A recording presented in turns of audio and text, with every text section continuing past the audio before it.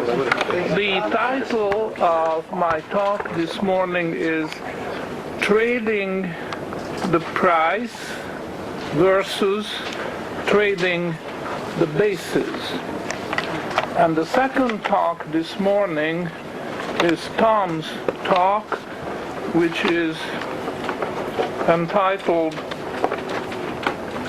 The Mechanics of the Basis, or How to Calculate the Basis. And we make it an interactive thing. I will start with my exposition, which will take less than 45 minutes, and then I will invite Tom to make his statement, and there will be a dialogue between the two of us, and then the audience will be able to join with questions. And I leave it to our good chairman Daryl to call the break for coffee. So that's up to you, with or without the clock. So if you see me needing coffee, the break's on. It's coming soon. I start by telling you how I first learned about the basis, which I thought was interesting. The year was 1972, and during that year, the Winnipeg Commodity Exchange in Canada, in the province of Manitoba, it's the main commodity exchange in Canada, engaged basically in grain trading, Canada being a great grain producing country. The exchange started trading gold futures. And that was about 5 years before the United States started trading gold futures. In Canada, they never had a ban on gold ownership or gold trading, whereas in the United States, the ban was lifted only later in 1975-76. So in 1971, Canada was presumably the first country in the world where gold futures started trading. As you can appreciate, as long as the gold price was fixed at $35 an ounce, there was no possibility of trading gold futures because it assumes volatility. Speculators are attracted to futures trading by the promise of a profit, and then they can make a profit only if the price fluctuates. But since the price of gold was fixed, there was no chance. However, the United States could no longer maintain a fixed price, and in 1971, President Nixon defaulted on the gold obligations, the international gold obligations of the United States, and immediately the gold price was destabilized, and also all currency exchanges were destabilized. So then the possibility opened up for trading gold futures, and Canada took advantage of it, but I understood that they cleared it with the U.S. Treasury first. They didn't want to antagonize, so they got the green light from Washington, and they started trading. Now, I was always interested in the gold market and mainly the theoretical aspects, so I went to Winnipeg to study it at first hand. I realized this was a unique historical opportunity, something that had never been done in the world before.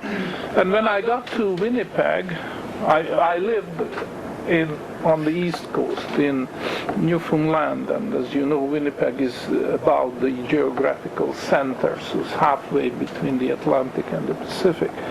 So anyhow, I went to Winnipeg, and I found out that they would not share any information. I had to be a member.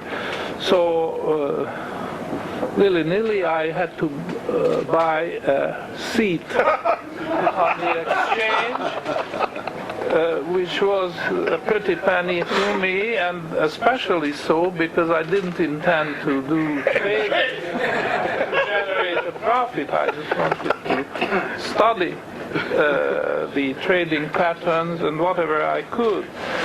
So anyhow, I thought I made that investment. I didn't think at that time that I would have to live to 2008 to get a return on that.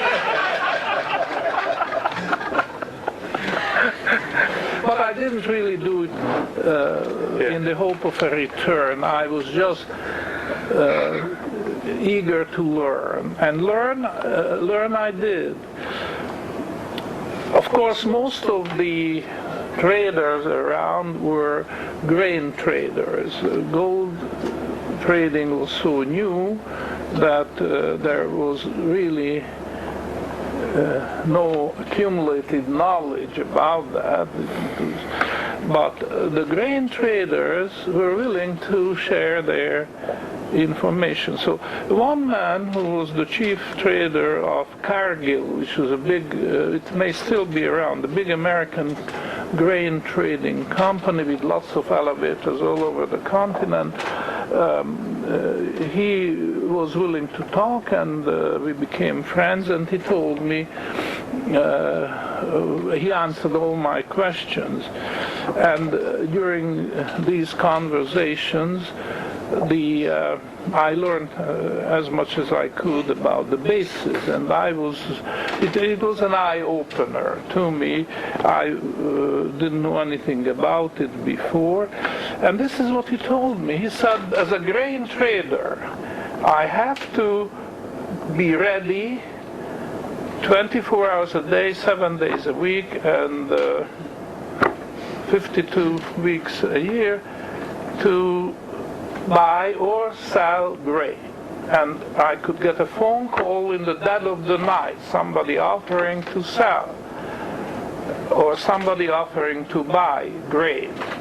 So I had to be ready with a bid price and an ask price. However, he said, and that's the twist, I am not interested in the actual price. I'm interested in the basis. So he said, I have a bid price for the basis and I have an offered price for the basis. So if somebody wanted to sell, I asked him what is his basis at which he would sell, and somebody wanted to buy, what is he offering, what price for the basis. And of course the reason was given immediately to me, and it became very clear to me that all this trading takes place on a hedged basis. So in other words, when the Cargill trader buys cash grain, he immediately hedges by selling an equivalent amount of grain in the futures market. And when he sells his cash grain, he lifts the hedges, which means he buys back his future contract. So this is something new, and then of course I went through with him all these other things which I already discussed with you yesterday and the day before, that the basis is a more reliable guideline than the price. It's less volatile for one thing, but it's also it can be influenced more easily by the traders than the price can. And the price depends on so many outside factors, including the weather and the will of God and all kinds of things, unexpected, so that those traders who trade the price are at a great disadvantage, a very definite disadvantage. More and more traders trade the basis rather than the price, and they are doing so much better. Their profit margin is a multiple of what those traders can make who are trading the price.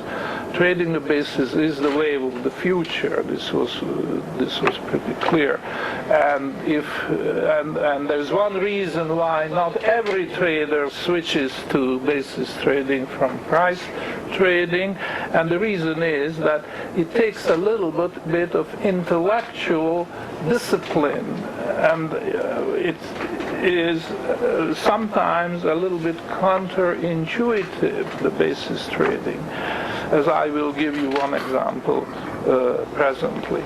So this is the background I had so many years ago, and I would have anticipated that over the years there will be a huge literature on the basis, especially the gold and silver basis. Now, sure enough, the grain trading has been worked out. There are lots of manuals, some of them are as thick as 1,000 pages, which are available on the market, not in ordinary bookstores, because this is not a kind of book which would appeal to a large audience, but the specialists. So these manuals are written by specialists to other specialists who try to deepen their knowledge and understanding and improve their trading skills. But to my utter surprise, there is still nothing available on the gold basis and the silver basis. So I'm here now preaching a gospel, but I couldn't give you anything in writing which you could take home with you. I'm sorry, I actually was going to produce something, at least a kind of syllabus, which would be helpful to have. But with this financial crisis, I have found myself overwhelmed in so many demands that I couldn't produce it. However, this is not a promise, please. I have been taken. People were trying to take me by words because I did make various promises over the years to produce this and that, and I just couldn't make good on it. So I'm not making a promise, but I'm just saying that I have a high priority to produce at least the syllabus. And we have already discussed with Philip that he will keep a mailing list, your email addresses, and if and when such a document will be available, then he will contact you and then send you a copy, a complimentary copy, because you are my experimental farm. And I'm very grateful. Don't take the word in a bad sense. Take it in the best sense. We are all in it together, and it's a give and take. I want to assure you I'm learning just as much as I hope you can learn from this interactive meeting we have here. So after this introduction, I want to go to the flip chart and give you some clues what is involved in trading the basis versus trading the price.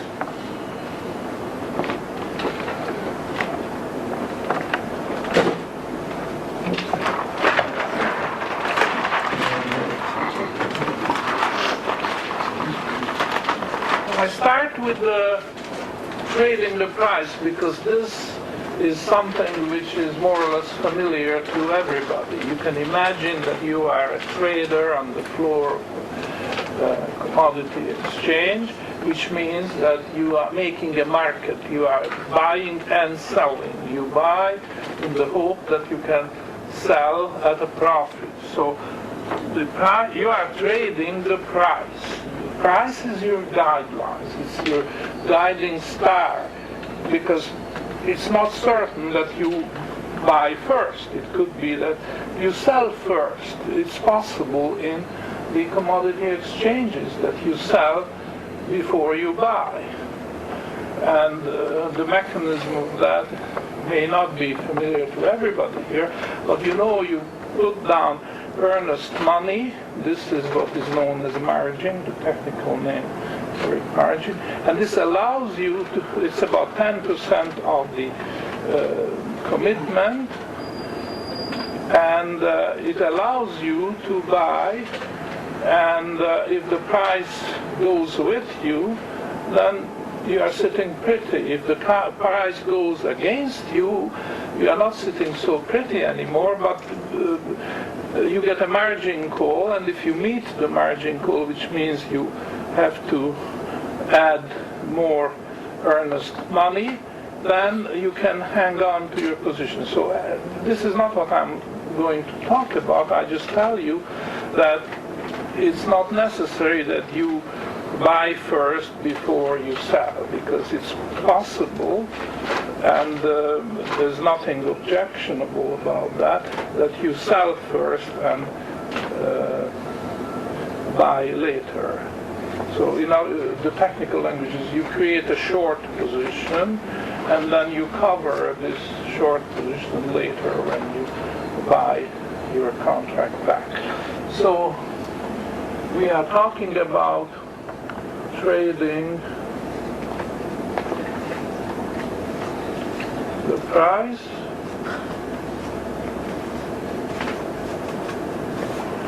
and this means that you buy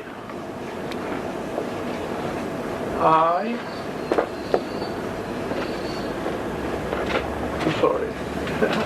you buy low and sell high. Not always. Now you hope. Okay. And the order is not important. It's not necessarily number one, number two, but it could be the other way around.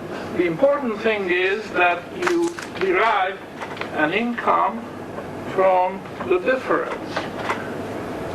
This is your spread. You are selling higher, or try to sell higher than you have bought.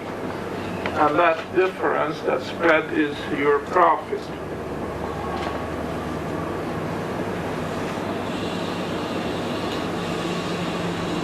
Now, we want to compare this with trading the basis.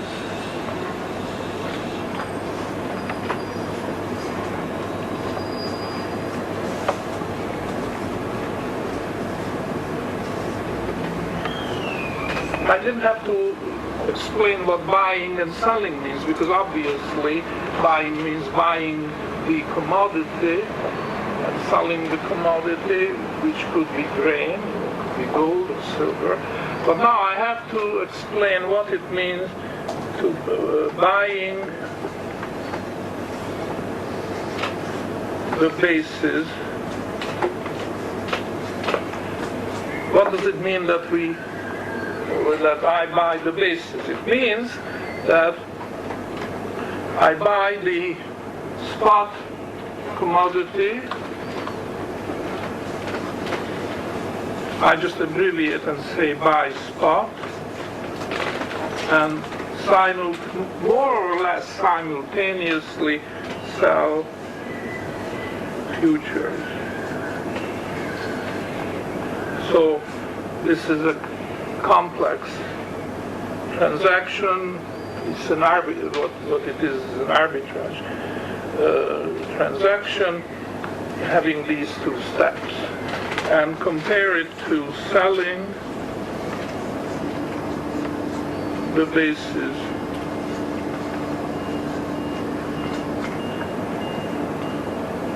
it means that selling futures and buying spot. Buying the future. What am I? Buying, I'm too close to the flip chart. So selling the basis means selling spot.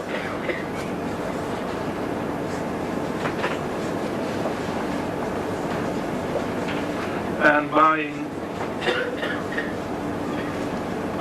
futures. Now, this is not difficult to remember because if you keep in mind that you are always going from a hedged position into another hedged position, then it's very clear. Buying the basis involves buying the spot, but you've got to hedge. So you sell the corresponding amount of futures. And selling the basis means selling the spot, but since you have to have a hedged position, you are buying the future.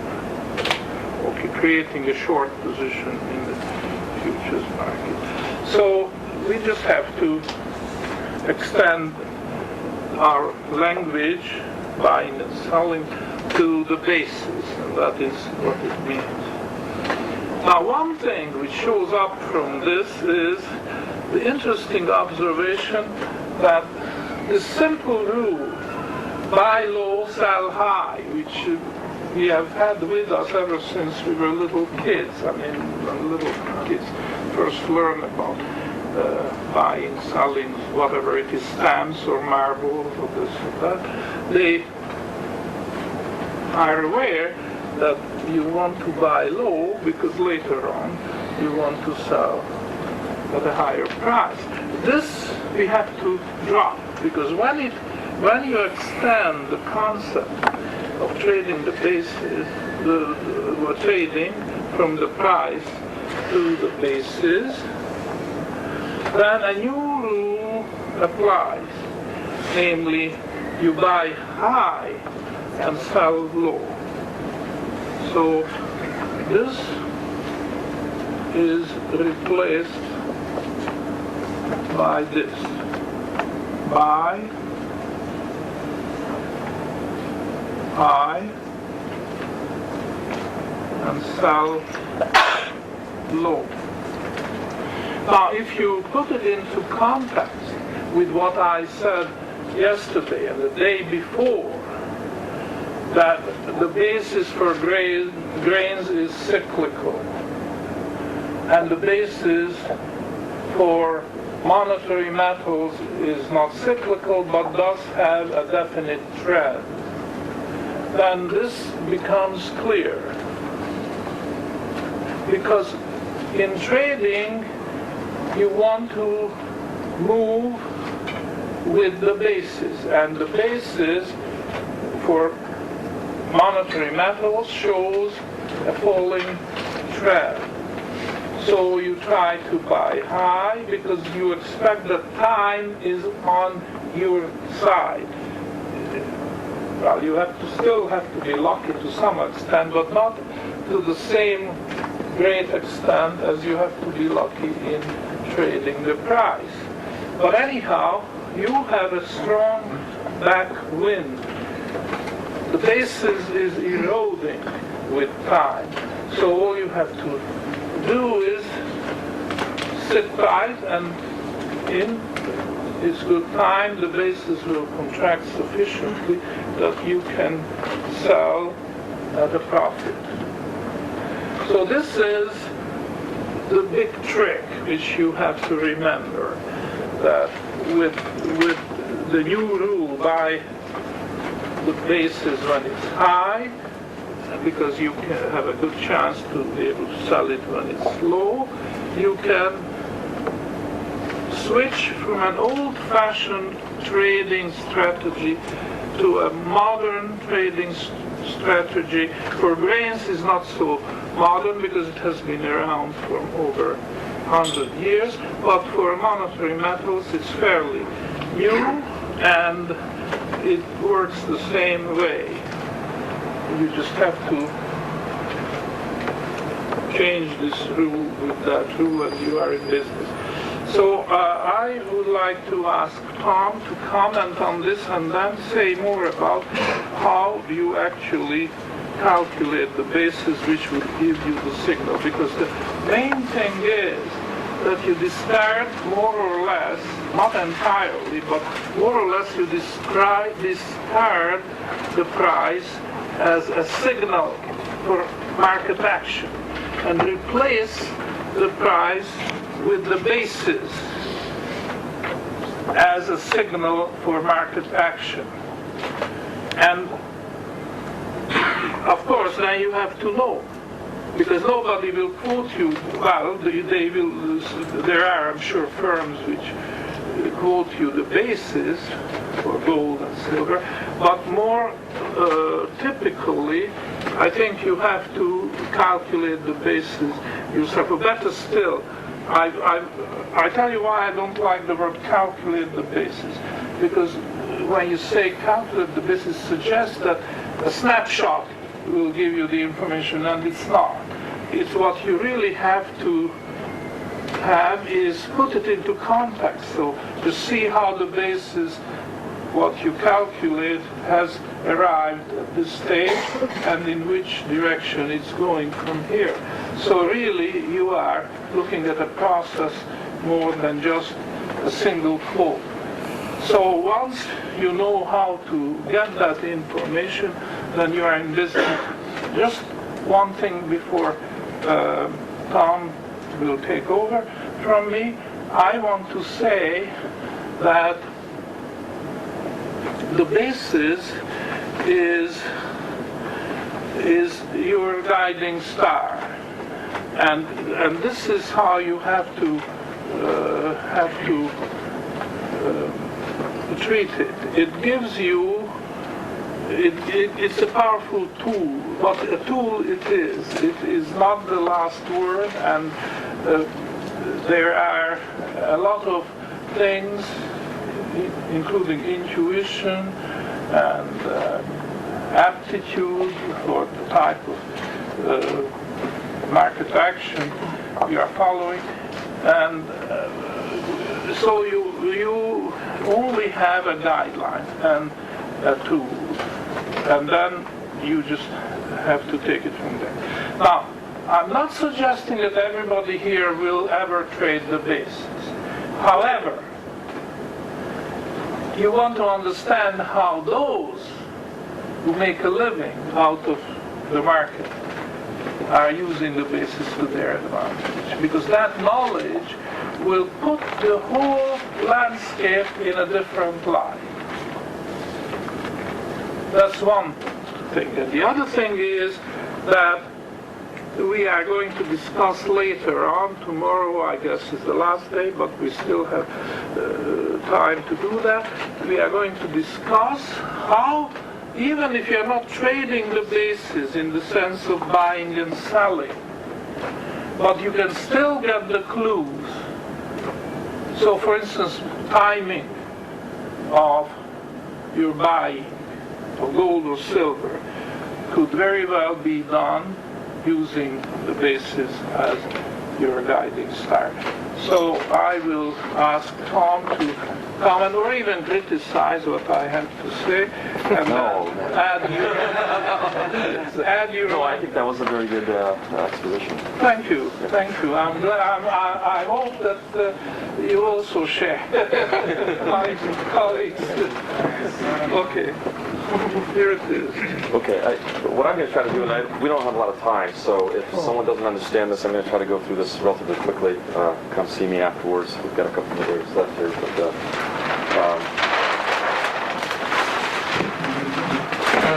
first thing, Professor mentioned along the way that there are firms that publish the basis. I actually haven't found that, so that's not really criticism. But there's something that's akin to the basis, which is called the forward rate itself.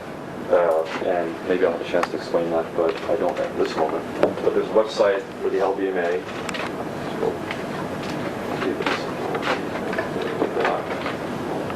I may have this backwards, but lbma.uk.org or org.uk. If you go on the website there's a tab, and I can maybe email this to you guys later. But come up with the email addresses, but there's a tab where you can go, and that basically it's about the gold and silver forward rates. And they have it for 1 month, 2 months, 3 months, 6 months, 12 months. These are the rates that they actually use to generate the lease rates that you see at KICO and various other places. But in fact, when you analyze what these forward rates really are, they are really in effect the London basis. I'm sorry. Yeah, sorry. And louder over there, so you can hear. Okay. You guys can't hear? Okay. The London basis forward rate, we talked about having the basis in different locations, so this would essentially be the basis in London. This would be someone selling metal forward in London, and the forward rate represents the difference between the spot price, what they could sell it at today, or what they could sell it at 1 month, 2 months, 3 months, 6 months, 12 months in the future. So this is about as close as you can get to the idiot's guide. Finding the basis meaning. You know, you can just go there and you don't need to do any calculations. It has some problems with it, but it's not a bad tool, and I've used it a few times before. And in fact, I also chart this. How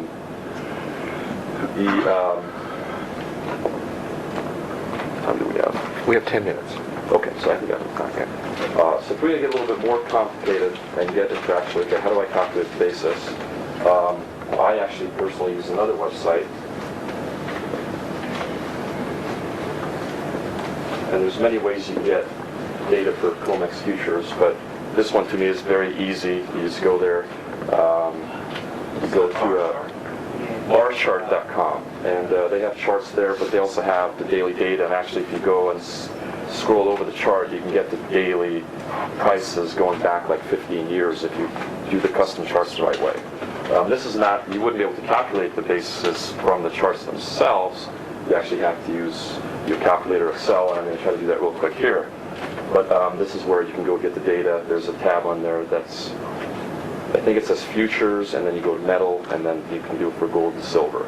I was trying to pull up some issue with the internet, so I'm not going to be able to use exact prices, but I'll try to get pretty close as an example now.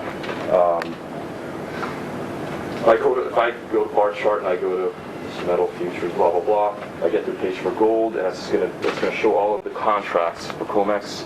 And the first one they're going to show is a cash contract. Unfortunately, again, I'm not going to have time to get into this, but the cash contract is effectively the spot price, or an attempt to use these algorithms. I mentioned this a couple of days ago, how people use algorithms to try to come up with what the spot price would be. It's an attempt to come up with what the cash price of gold or silver might be. So there's one sort of leg of your basis. So let's say, I'm going to use the price last night. Let's say the cash price for gold was, last night was $710 per ounce of gold. Okay. Now, in order to get the other leg of the basis, we need to get a futures price, and it matters only in the mechanics as to what particular date you pick. But for now, I'm just going to use the December because that's still the active contract. So you look at the December 08, okay, price, and let's say that's. I'm just going to make this. Actually, what I should have done is. Let's see how this goes. Okay. I'm going to say that's 720. It's actually much closer, but just for illustration here, just we're working with round numbers. So let's say the December 08 price is 720, and there's an issue actually using the closing prices, because it turns out that this cash price, the closing time of this, is not the same time as the closing price of the futures. So this is just an example, and it demonstrates though how hard it is to get the data to line up. It's very important because the more volatile the gold or silver price is, the easier for the price to move literally within seconds. So if those prices aren't exactly measured at the same time, you're going to get readings that are off. But again, for the purposes of demonstration here, this is a closing cash price, this is a closing futures price. So now we can take the difference. This is $10, right? And that's contango, right? So the futures price is higher. And so a lot of people that I've been helping with in the last couple of months on the internet that have kind of found me, I said, okay, I want to try to do my own basis calculation, kind of stop here and say, oh, okay, now I found the basis, it's $10. Okay, but there's a problem with this, because as the professors mentioned, as you come closer to the date that the future expires, the size of the basis decreases. So this $10 number is just an abstraction, because in a week it'll be smaller, but you don't know if it's smaller because the basis actually shrunk, or because you're simply closer to the time that the future is expiring. So what you have to do is you have to convert this $10 into essentially a daily rate. And for that, you need to make an assumption, and this is where it gets a little bit complicated, as to how many days there are to the expiration of this futures contract. Well, technically the futures actually expires sort of on the last day of the month when someone can still take delivery. But for practical purposes, the first time that you can take delivery on a futures contract is the last day of the prior month, which would be November 30th. But again, for the purposes here, I'm just going to say, let's cut through all of that. Let's just say, it's December 1st. And this is actually what I do in my calculation. I just take an assumed date, because if you use the same convention, consistently, it in some ways doesn't matter. It does, but again, for general purposes, it doesn't. So we're going to take the dates here, and it is, what is today? November, is it 12? I've lost it now. 13th, is 13th, you're okay? Oh, great, the 13th. Wonderful, okay. December 1. So we take the difference between those dates. 18, 17. Again, I don't know how you can count the days as this being the first date or the day after. It doesn't matter as long as you're consistent. So 18 days, okay? So the daily rate out of this, it's going to be 10 divided by 18. Okay. And I probably should, if I just would have been a little smarter, I would have said just use 11, because then it would have been 20. But it's going to be someplace, let's say, around 0.5. 0.50.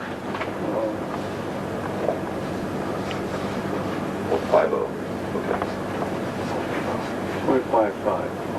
Yeah, I'm just gonna assume I take the right date in the first place, okay? So I'll say 0.50. And usually, though, I take this like 3 or 4 digits, because I'm using such large numbers. In reality, these are like 0.05, 0.005. They tend to be pretty small numbers, but it doesn't work well if I have a calculator sitting here doing it. So this is a daily rate now, okay? This is a number that should now be comparable regardless of how far you are away from the nearest futures expiration. And this is a number that you can use even, let's say now you're in December, using the March futures, you can still come up with sort of this number. Unfortunately, this is just a fraction, and you can chart it. We're running out of time? We can chart it, but it intuitively doesn't make a lot of sense to me. So what I do is I take this sort of daily rate and I convert it to what is the equivalent of an interest rate. And I think we talked earlier about contango being sort of this 3 to 4%. When we're saying that was really this converted annualized rate of this basis. So I'm going to take this 0.5, multiply by 365. Okay, and I've made it really hard, but 20%, not more than that, right? Slightly less than It's in that range, okay? So obviously, you can tell this is silly, because we've already said that it doesn't get above 4 or 5%. But yet, for the purposes of being able to do this calculation, you've now come up with this annualized rate. And interestingly enough, this is the same thing that you would essentially get. So some accountant someplace at the LBMA does a similar calculation using their numbers and comes up with this forward rate, which is divided by 100. What's that? Divided by 100 to make it a percent. Yeah. Oh. So you're around 300 or something divided by 100. Right, okay. But we get the point here. So everyone can annualize. The point is that you've converted this now to a percentage, an annualized percentage, because you have a daily rate multiplied by the number of days, divided by 100, right? And then you can make comparisons now between even this forward rate and this rate that you calculated. This is actually, to me, a pretty interesting thing to do, and you can actually do this. And if I have time in the next day now, right? I'll try to demonstrate that how you can actually do this using, for example, the ETFs and some other products. But this is one thing I actually use a trading tool, an advanced trading tool, that I do this calculation and then I compare it to what's going on in London, because the COMEX is in New York. So in effect, you've created a differential between the two sets of bases, and what it says to me when the two are moving in opposite directions is there's more physical demand in London versus physical demand in New York, and vice versa. So that's sort of the calculation in a very small nutshell. Is there any questions on this mechanics? You probably could see So I can see it. Okay. So do you do the calculation once a month, or do you do it every day and then transfer that to the same day the next month? You continue that on. That's a good question. So I would do it every day. I would use this in this example, December 08 contract until it got to expiration. And so each closing cash price. This cash price that's on this bar chart website is just a once a day, price. There's no open, high, low. There's no intraday or anything like that. So there's severe limitations to it. But this is the easiest way that you can yourself easily go and find a cash price. Because otherwise, it's going to be virtually impossible to find a cash price unless you have advanced trading software. If you have a forex feed, you can get a gold spot, a silver spot price. You might be able to do something with that. Frankly, that's something I've been trying to do for over a year. Haven't gotten very far with it because you have to make these calculations, and the charting software is not advanced enough for you to be able to do that. So, in fact, what you have to do is get this spot price downloaded into like Excel or some other software you can manipulate and divide and take the number of days and annualize, and then chart that. Now, there's a service called eSignal that allows a very significant amount of behind-the-scenes programming that we're trying to see if there's actually a way we can put these calculations literally inside the program so that this would be a live feed. And if it occurs, then I'm going to actually have this part of my service. Maybe try to do a deal with eSignal, allow this feed to happen sort of live or delayed, and then give them advertisement that anyone that wants to sign up and actually, do their own charting with this, then they go to eSignal, but it's pretty expensive. It's like $150 a month or something like that. So you'd have to be, but to do this would be like sort of the holy grail if you could really do this on even a delayed basis throughout the day. Now, of course, the bullion banks, they have the computer systems and programmers. They no doubt have this in any second of the day. They know what the basis is. So, it does show that there's, as just regular people, we have limitations as to what we can do. But one of my hopes is that in raising the basis sort of to elevating and the professor too, is that we'll get eventually, people that, that are in the business of programming and this kind of thing, so that we can do this, and so us little guys can have essentially the same thing what the bullion banks have. Question? Do you know the time of day when... Will you stand up? Do you know the time of day where the December contract futures actually closes and the price is Could you repeat it? The question was that what time of day do the December, in this case December futures contract, close? And I mean, my real question is, I suppose, if that time of day is, say, 5 p.m., could you get the spot price for 5 p.m. by looking at live spot prices? To try to get the timing to be a bit more closely correlated. Right. You can do that. Now, they've recently changed the closing dates of the futures on the COMEX because the electronic trading window. So the prices you get here now aren't, it used to be 11:25 a.m. Central Time in the U.S. Okay. You can try to do that, again, literally a few seconds one way or the other. Because the truth, now, if I really put the number here, like the December will probably be like 711.1.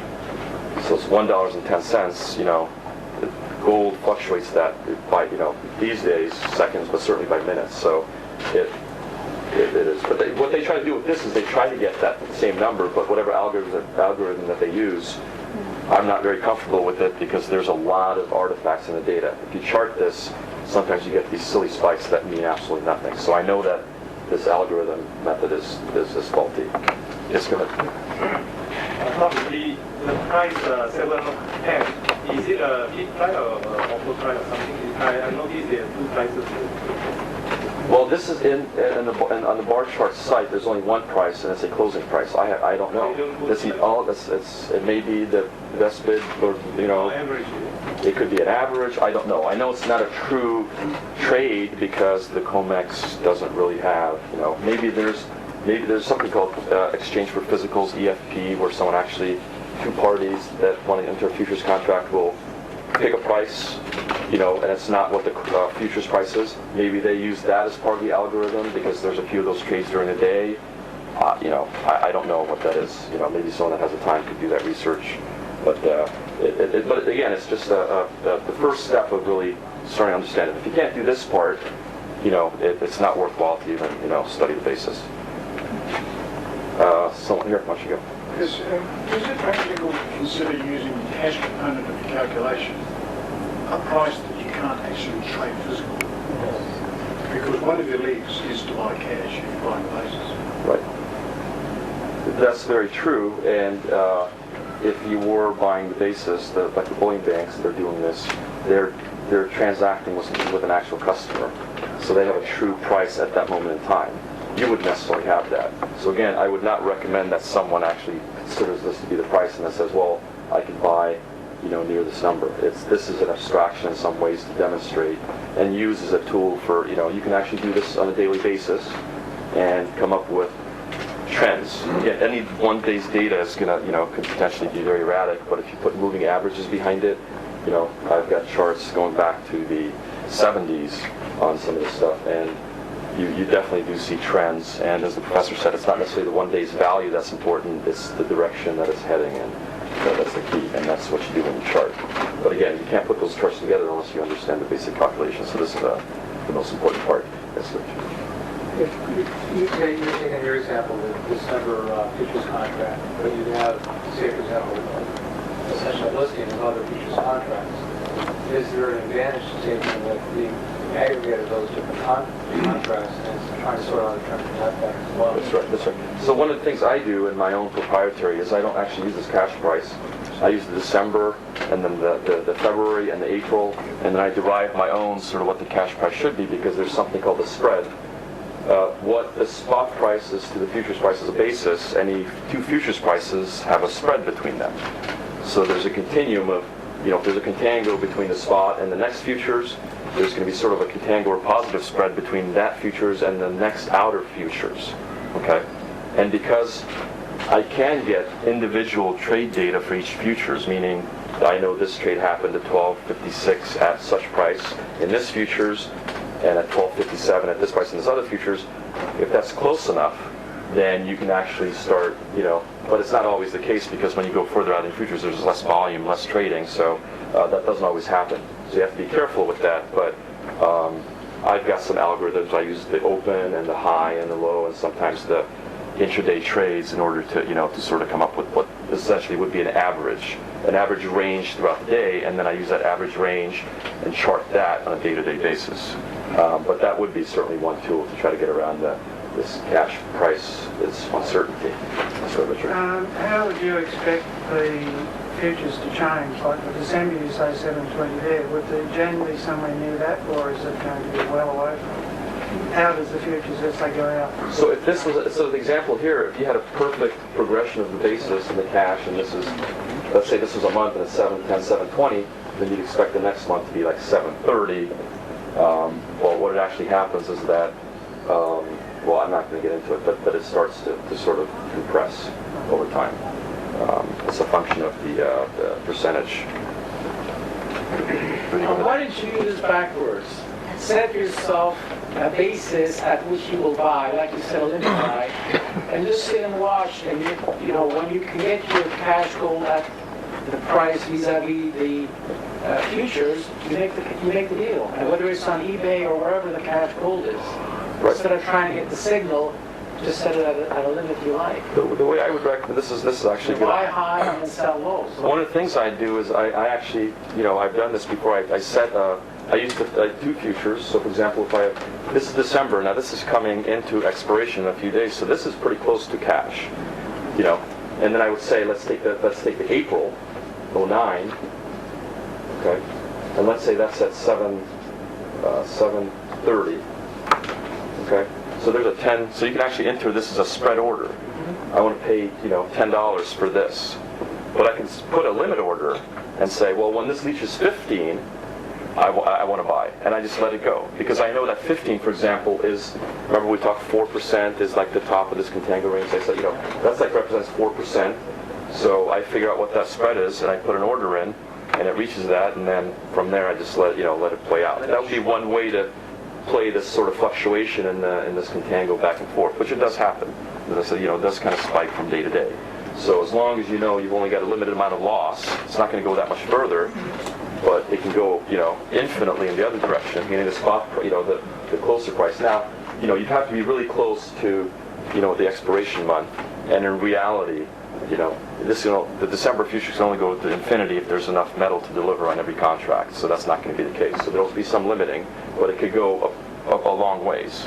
So that's actually one trading strategy that you can use with something like this. There's other questions down here.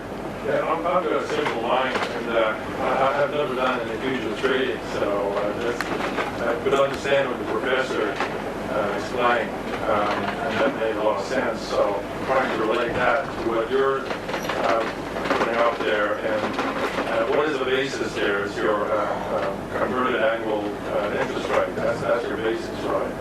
So can you tell me if that's your basis today, 2%, say, so what is your signal to buy? What is your signal to sell? Well, that's sort of the next step. But as I think Rudy said, prompted that, let's say you look at a long-term average of what the basis is. And to answer the question, this is the basis, the absolute number, if you only care about that day. But if you want to chart it historically, then you want to make it into daily rate, and then if you want to relate it to interest rates or the forward rates or some other markets, then you have to annualize it. So you can use each of these, but let's say you want to go with the percentage rate, and you say, well, the top that I see is like 4%, then that would be one thing that you could use to say, well, when it's around 4%, this is a good time to buy it, because I know it's going to fluctuate, and go down below 4%. But I'm pretty certain that most of the time it barely ever goes above 4%. And when it doesn't stay there, too long. And if it does go a little bit above it, I might lose on this trade, but not a lot. So that would be one example of how you would relate that to basis trading as opposed to price trading. Here you don't care what the prices could be. That could be 200, they could be 500, 800. You only care that if it reaches this 4%, this is the time to enter this trade. And then you might have a target of exiting at 2%.